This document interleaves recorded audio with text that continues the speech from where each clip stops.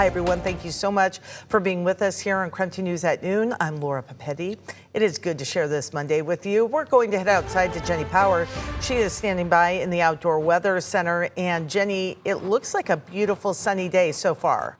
Oh, yeah, that's what we're seeing here, Laura. And as I'm out here in the Outdoor Weather Center, it's hot. It's a pretty toasty day already, and we still have room to climb when it comes to our temperatures later on this afternoon. So right now in Spokane, we are seeing plenty of sunshine, a couple of clouds here and there. 77 degrees is our current temperature, and winds are fairly light. They are coming out of the north here at about 12 miles per hour sustained, but it definitely is a warm day that is currently underway. We're already in the low to mid 80s in central Washington for Wenatchee and Moses Lake, 75 degrees currently for Coeur d'Alene, with some low 70s north to Sandpoint, Idaho.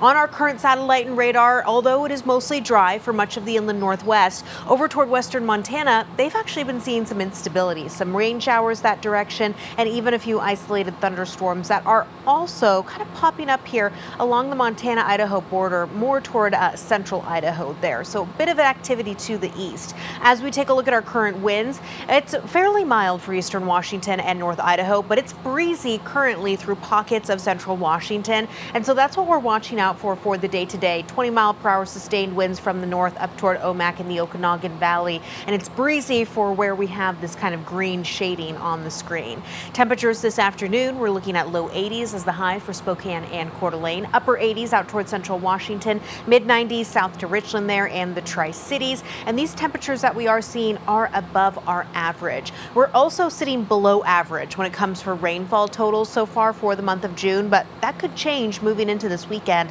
A look at that in just a few minutes. Laura? Jenny, thank you. The upriver fire is now 75% contained, though firefighters say some people may still see smoke. Today, they are watching for isolated flare-ups. And as you can see from this map, all evacuation areas have now been downgraded to level 1, which is be ready. Over the weekend, the fire didn't make any progress forward. Since it began, it has destroyed 14 homes and killed 1 person. Investigators are still figuring out what caused the fire, but they think it was indeed human-caused.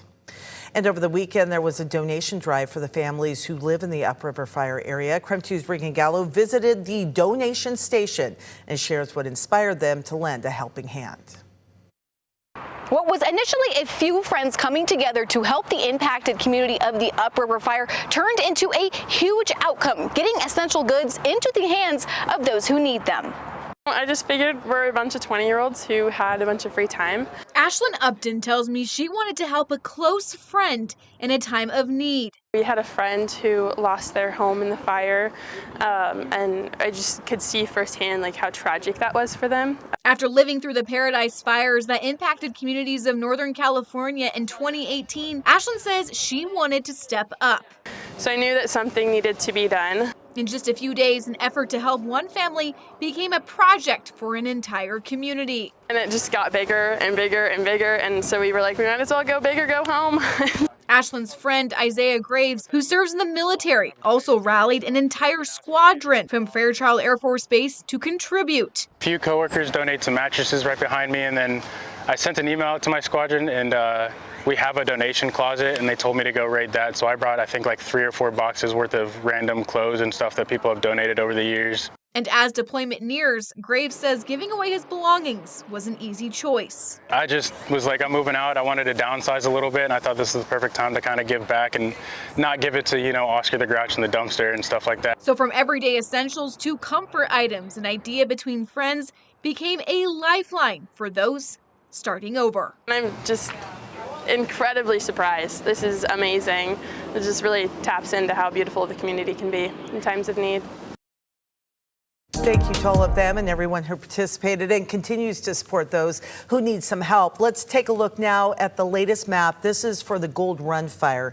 In Shoshone County, crews now have the flames 100% contained. The fire is still burning 217 acres between Elizabeth Park and Big Creek. So look out for signs and instructions as the area as Country Club Road and Gold Run Road do remain closed. The Omak Lake and Kartar fires are about 40% contained. You may remember last week they merged into one fire. As of last night, Okanagan County Emergency Management dropped the level 3 go now evacuations down to level 2 to be ready. So keep in mind some roads are still closed and Omak Lake is still closed for boaters. So far the fire has burned more than 11,700 acres. Fire crews spent yesterday maintaining their containment line and working hard out there. Over in Western Washington, the search for a man who never resurfaced in Lake Washington continues. The King County Sheriff's Office says the man went missing early Saturday morning. Windy conditions and problems with sonar equipment impacted recovery efforts. The Sheriff's Office is reminding people to wear a life jacket and keep in mind the water temperatures. Just because the air is warm does not mean the water is warm as well. And remember to have a plan in case of an emergency.